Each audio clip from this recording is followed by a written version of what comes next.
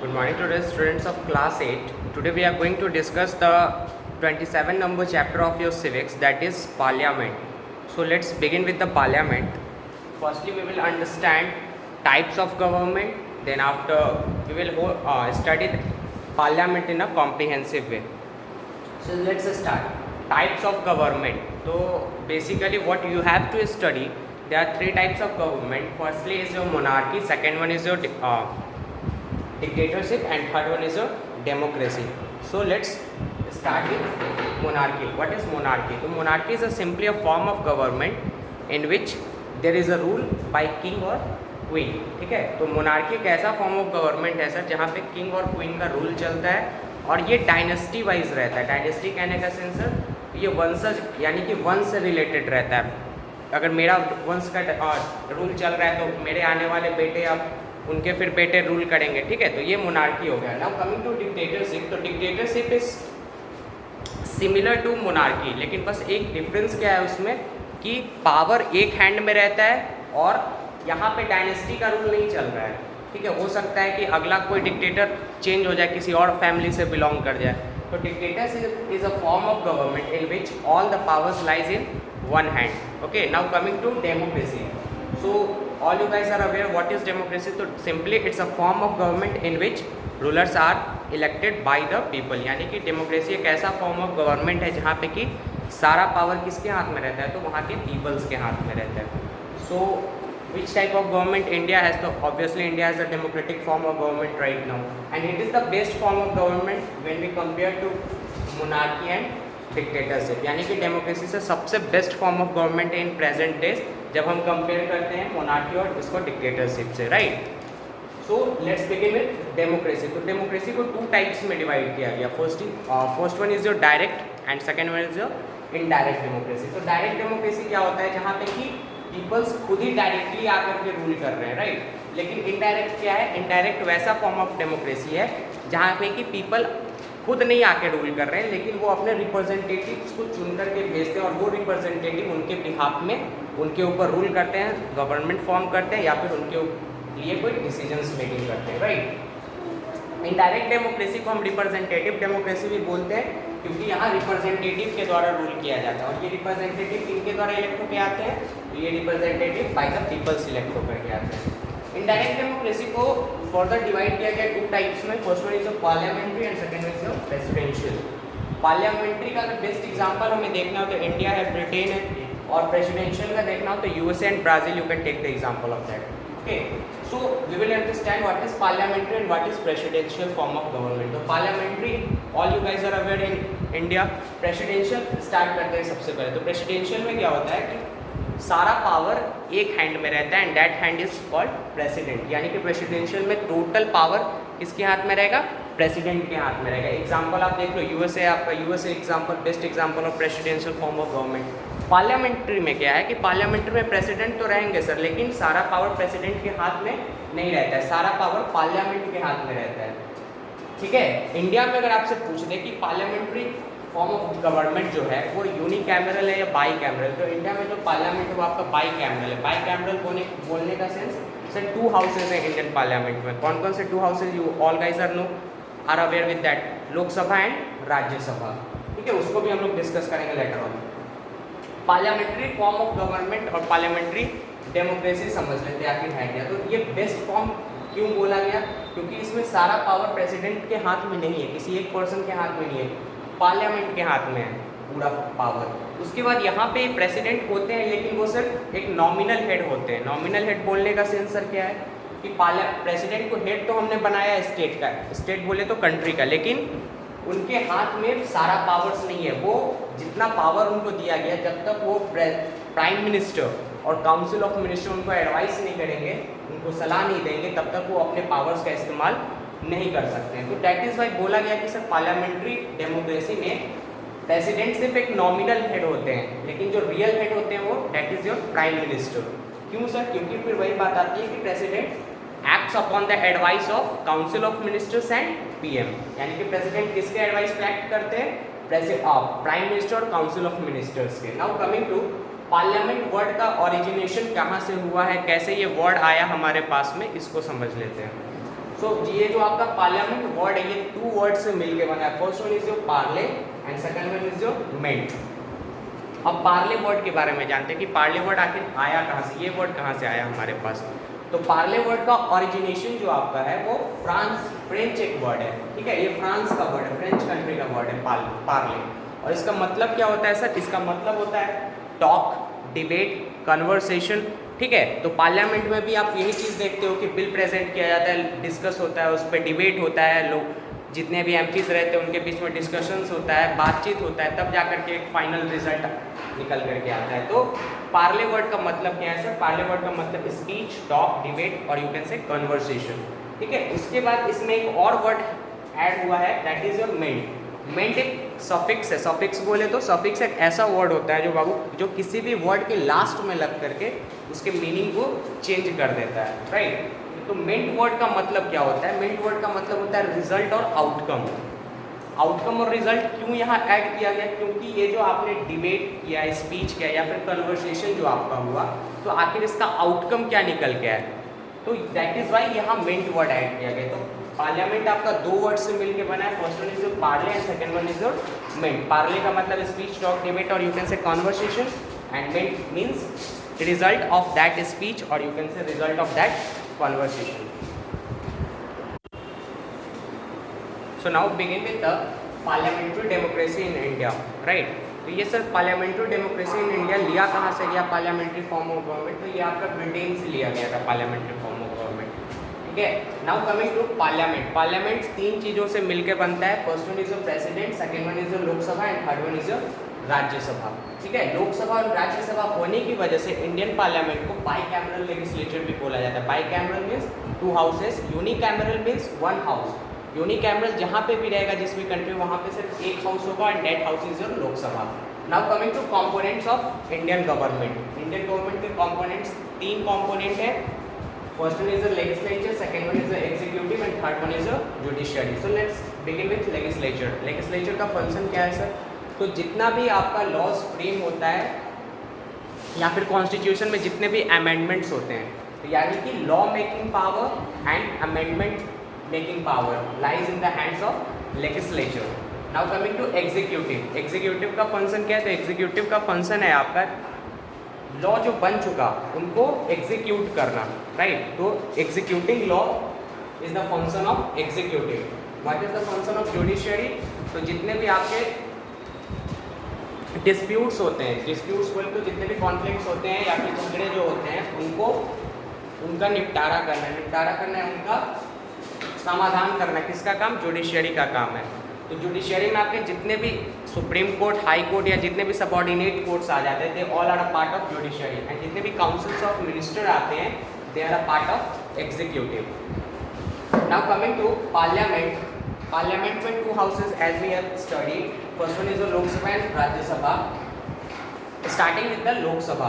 लोकसभा को house of people भी बोला जाता है। हाउस ऑफ पीपल क्यों बोला जाता है? क्योंकि यहाँ पे जितने भी रिप्रेजेंटेटिव्स आते हैं, they are directly elected by the people. वो डायरेक्टली पीपल के द्वारा चूज होकर आते हैं। And the member of Lok Sabha is called as MP, member of parliament, ठीक है। राज्यसभा के मेंबर को एमपी ही बोलते हैं। लोकसभा में लोकसभा को लोअर हाउस बोला जाता है, ठीक है। तो lower house of the parliament is called as Lok Sabha. House of people भी लोकसभा को ही बोलते हैं। और लोकसभा में जो टोटल नंबर ऑफ सीट्स हैं वो 543 प्रेजेंट में है, लेकिन उसको एक्सटेंड करके 550 किया जा सकता है इन केस। लेकिन अगर 550 से ज़्यादा अगर कहीं हो जाता है तो फिर आपको कॉन्स्टिट्यूशन में अमेंडमेंट लाना पड़ेगा। लेकिन 5 मैक्सिमम हो सकते हैं 550। अगर प्रेजेंट में पूछते तो प्रेजेंट में अभी 543 मेंबर्स ही हैं लोकसभा में। Now coming to Rajya Sabha. Rajya Sabha को हाउस ऑफ द स्टेट्स और यूटीज बोला जाता है, क्योंकि यहाँ के member directly elected by the people नहीं होते हैं। यहाँ विधानसभा से चुन करके आते हैं लोग, ठीक है, स्टेट विधानसभा से। और इसको हाउस ऑफ अपर हाउस भी बोला जाता है। अपर हाउस क्यों बोला जाता है इसको भी समझेंगे हम लोग नेक्स्ट क्लास में। सेकंड थर्ड नंबर चीज, यहाँ पे जो टोटल नंबर ऑफ सीट्स है इन राज्यसभा दैट इज 250 सीट्स, यानी कि राज्यसभा में कितने से 250 में जो 238 सीट्स हैं वहाँ पे जो लोग रिप्रेजेंटेटिव आते हैं वो आपके स्टेट और यूनियन टेरिटरीज से चुन के आते हैं। लेकिन जो 12 जो बच जाते हैं वो प्रेसिडेंट के द्वारा नॉमिनेट होते हैं। अब प्रेसिडेंट किनको किनको राज्यसभा के मेंबर के लिए नॉमिनेट कर सकते हैं? तो वैसे पर्सन्स जिनका कि कंट्री में स्टेट आर्ट के क्षेत्र में, या फिर आपका स्पोर्ट्स के क्षेत्र में, या फिर साइंस के, या फिर लिटरेचर के, या फिर यू कैन से सोशल वर्क में, यानी कि सामाजिक कार्यकर्ता एक अच्छे हैं। तो वैसे इन सारे फील्ड्स में अगर किन्हीं का अच्छा योगदान है, अच्छा कंट्रीब्यूशन है, तो वैसे सारे पीपल्स को president has the power to nominate as Rajya Sabha member. और प्रेसिडेंट कितने मेंबर्स को नॉमिनेट कर सकता है राज्यसभा मेंबर के लिए? तो 12 से ज़्यादा एक्सटेंड नहीं हो सकता है। नाउ कमिंग टू लोकसभा पे फिर से लौट के आते हैं। तो लोकसभा का मेंबर जो पीपल्स के द्वारा डायरेक्टली इलेक्ट होते हैं, तो उनका जो चुनाव होता है, तो वहाँ में अगर आपको if you want to become a member of Lok Sabha, तो what are the qualifications needed to become a Lok Sabha member? तो लोकसभा मेंबर बनने के लिए आपका जो क्वालिफिकेशंस नीडेड है, we will look into one by one. पहला तो आपका होना चाहिए, you must be a citizen of India. आपको इंडिया का सिटीजन होना ही पड़ेगा if you want to contest as a participant of Lok Sabha election, ठीक है। सेकेंड नंबर चीज़ बोलता है, अगर आपको लोकसभा में मेंबर बन के जाना है तो आपका एज कम से कम 25 साल होना चाहिए। अगर 25 ईयर्स जब तक आप नहीं हो जाओगे तब तक आप लोकसभा का इलेक्शन कंटेस्ट नहीं कर सकते हो। Third number cheese, not bankrupt. Not bankrupt बोलने का सेंस क्या है सर, कि आपके अकाउंट में एटलीस्ट 25,000 रुपीज़ एट प्रेजेंट में होने चाहिए। जब आप लोकसभा का इलेक्शन लड़ने जा रहे हो तो आप जीरो बैलेंस लेकर के लोकसभा का इलेक्शन कभी भी कंटेस्ट नहीं कर सकते हो।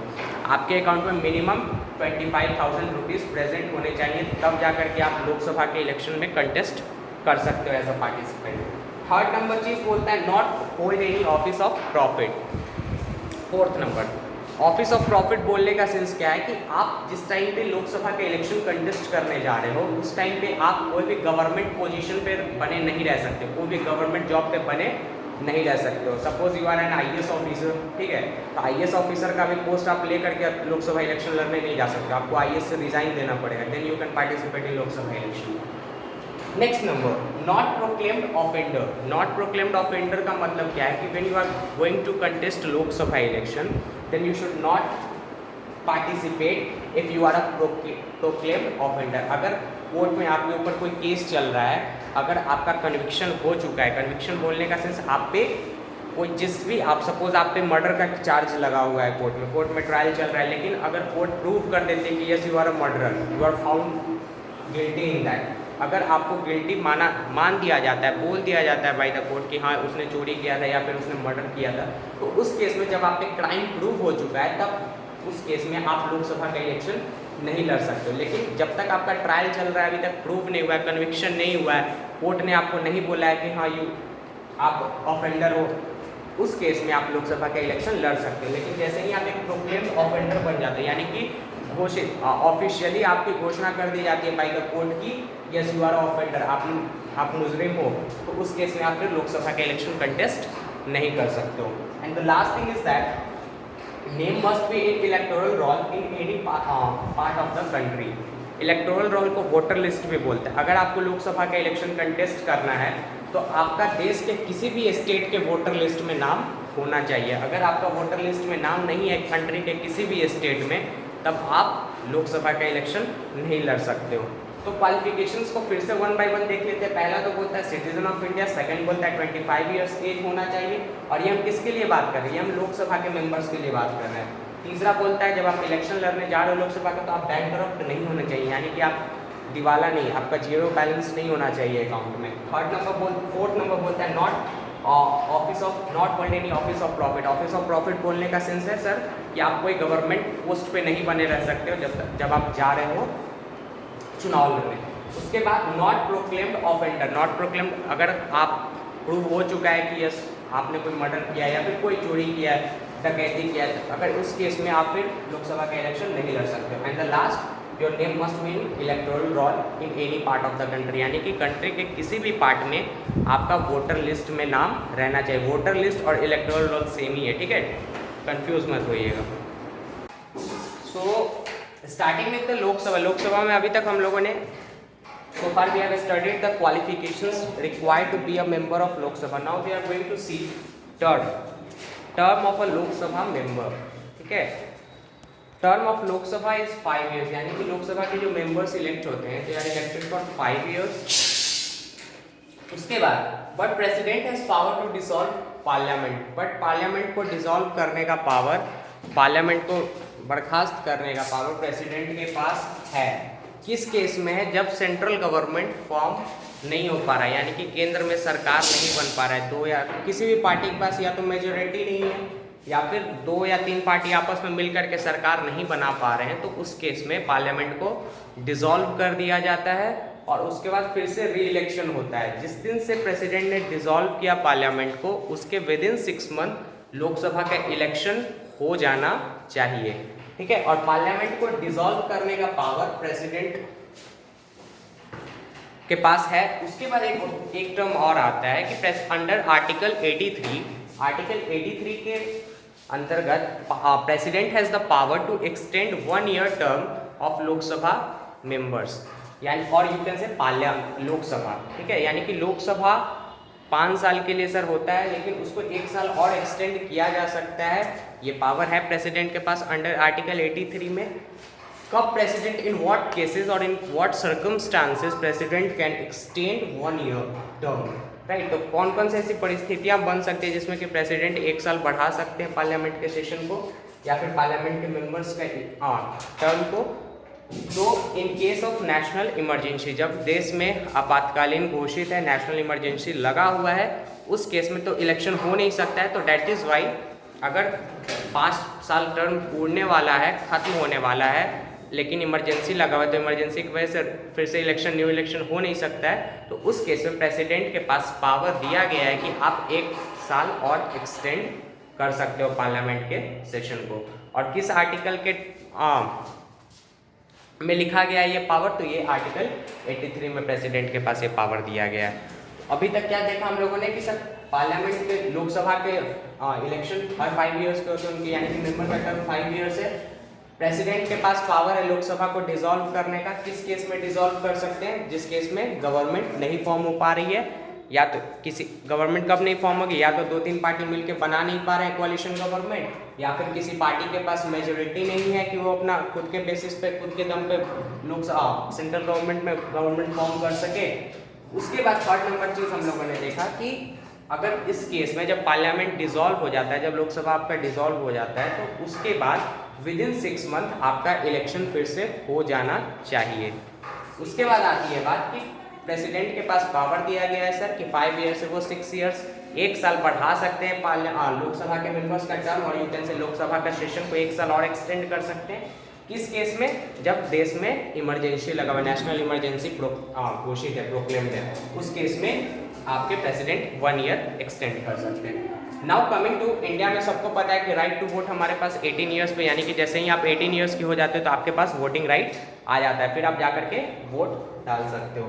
Now coming to coalition government, एक टर्म आया कोalition गवर्नमेंट। कोalition गवर्नमेंट क्या होता है? तो बाबू जब किसी के पास, कोई भी पार्टी के पास मेजोरिटी नहीं है, यानी कि अब सपोज गवर्नमेंट फॉर्म करने के लिए 121 सीट्स चाहिए, लेकिन किसी पार्टी के पास 121 सीट्स नहीं आ रहे, तो उस केस में 2 या 2 से अधिक पार्टी मिल करके जो रिक्वायर्ड नंबर ऑफ सीट्स है, उस रिक्वायर्ड नंबर ऑफ सीट्स को पूरा करते हैं और जा करके गवर्नमेंट बनाते हैं। तो कोalition गवर्नमेंट उसी गवर्नमेंट का नाम है कि when 2 or more parties came to or comes together to form government, then that government is called as coalition government, okay। उसके बाद आते हैं फंक्शंस ऑफ लोकसभा पे, यानी कि लोकसभा कैसे फंक्शन करता है, लोकसभा का फंक्शनिंग कैसे चलता है। तो जब आपका लोकसभा का चुनाव हो जाता है, जब मेंबर्स इलेक्ट होके आ जाते हैं पूरे ऑल ओवर कंट्री से, उसके बाद क्या होता है कि वो सारे मेंबर्स अपना एक स्पीकर चूज करते हैं और एक डिप्टी स्पीकर चूज करते हैं। चूज करने के पीछे का रीज़न क्या है? पार्लियामेंट, जब लोकसभा के इलेक्शन देखे होंगे तो उसमें एक मॉनिटरिंग करते हुए रहते हैं, जो कि सब टाइम टू टाइम सारे मेंबर्स को खड़ा कराते हैं या फिर कोई डिबेट को होल्ड करवाते हैं। एक तरीके से जो मॉनिटर होता है, जो पूरा सिस्टम देख रहा है कि सही तरीके से लोकसभा का सेशन चले, तो वही मॉनिटर क्या हुआ, वही आपके मॉनिटर हो गए स्पीकर। और जब सपोज स्पीकर नहीं है, किसी वजह से एब्सेंट है या फिर कुछ भी है, तो उस केस में जब वो फंक्शन नहीं कर रहे हैं तो उस केस में डिप्टी स्पीकर फंक्शन करेंगे उनके जगह पे। तो speaker is the presiding officer, और you can say presiding officer of what, presiding officer of Lok Sabha. तो अगर आपका लोकसभा का प्रेसाइडिंग ऑफिसर पूछ दे लोकसभा के मॉनिटरिंग कौन करता है सेशन को, तो लोकसभा के सेशन को मॉनिटरिंग करने का काम स्पीकर का रहता है। और स्पीकर जब नहीं रहते हैं तो उस केस में डिप्टी स्पीकर लोकसभा को मॉनिटर करते हैं, लेकिन प्रिसाइडिंग ऑफिसर हमेशा याद रखेगा स्पीकर को कहा जाता है। और प्रेजेंट स्पीकर ऑफ लोकसभा कौन है? तो present speaker of Lok Sabha Om Birla है। Now coming to session of parliament. Session of parliament के सेशन 3 पार्ट्स में डिवाइड किए गए, यानी कि पार्लियामेंट का मीटिंग 3 पार्ट्स में होता है। 3 बार उन लोगों आपस सारे एमपीज लोकसभा में आते हैं और किसी भी बिल पे डिस्कस करते हैं या किसी भी सब्जेक्ट मैटर जो कंट्री के पीपल से रिलेटेड या कंट्री में जो हॉट टॉपिक्स है, हॉट बर्निंग टॉपिक्स हैं, उन पे डिबेट चलता है। पार्लियामेंट के 3 सेशन है, budget, monsoon and winter. Starting with the budget session. So starting with the sessions of parliament, or you can say sessions of Lok Sabha, as we have discussed budget session, monsoon session and winter session. Now coming to quorum of Lok Sabha. What do you understand by the quorum of Lok Sabha? So firstly we will understand the meaning of the word quorum. Quorum is the smallest number of people who are going to participate, or you can say who are present in session. यानी कि कम से कम कितने members होने चाहिए जब लोकसभा का session कोई भी हेल्ड हो रहा है। तो कम से कम 1/10 मेंबर प्रेजेंट रहने चाहिए लोकसभा में जब लोकसभा का सेशन कोई भी चल रहा है। तो 1/10 लगभग एटलीस्ट 54 to 55 मेंबर्स प्रेजेंट होने चाहिए लोकसभा के किसी भी सेशन में।